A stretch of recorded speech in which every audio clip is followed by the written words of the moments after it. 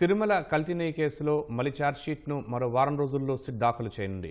TTD కొనుగోలు విభాగం మాజీ జీఎం సుబ్రహ్మణ్యం, రసాయనాలు సరఫరా చేసిన అజయ్ కుమార్ సుగంధ్ని 4 రోజులుగా సిట్ అధికారులు విచారించారు. వారి నుంచి వచ్చిన సమాధానాల ఆధారంగా సంబంధిత దస్త్రాలను టీటీడీ నుంచి తీసుకున్నారు. నెయ్యి కొనుగోలు తీర్మానాలను సేకరించారు. వీటన్నింటినీ మలి ఛార్జ్షీట్లో సిట్ ప్రస్తావించనుంది.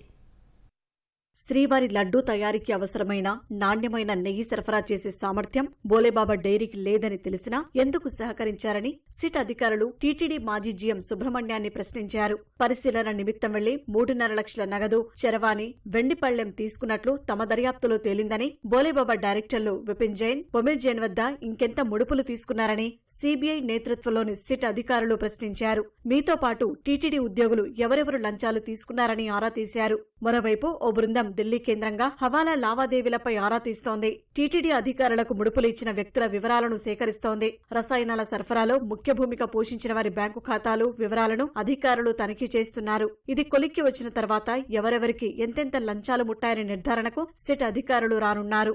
బోలేబాబా డైరీకి ఎంతకాలంగా ఏ మేరకు రసాయనాలు సరఫరా చేశారని వ్యాపారి అజయ్ కుమార్ సుగంధ్ను సిట్ ప్రశ్నించింది.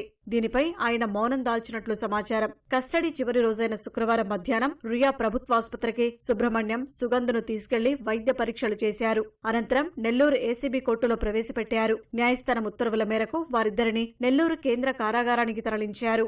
మే నెల మొదటి వారంలో మొదటి ఛార్జిషీట్ దాఖలు చేసిన సిట్ గత నెలలో 12 మందితో నెల్లూరు ఏసీబీ కోర్టులో మెమో దాఖలు చేసింది. నిందితుల పాత్ర గురించి పూర్తి వివరాలు న్యాయస్థానానికి సమర్పించిన సిట్ ఇప్పటి వరకు 36 మందిని నిందితులుగా పేర్కొంది. టీటీడీ కొనుగోలు విభాగం మాజీ జీఎం సుబ్రహ్మణ్యం, అజయ్ కుమార్ సుగంధ్ విచారణలో చెప్పిన సమాధానాల ఆధారంగా సంబంధిత దస్త్రాలను తీసుకున్న సిట్ వీటన్నింటినీ మలి ఛార్జిషీట్లో ప్రస్తావించనుంది.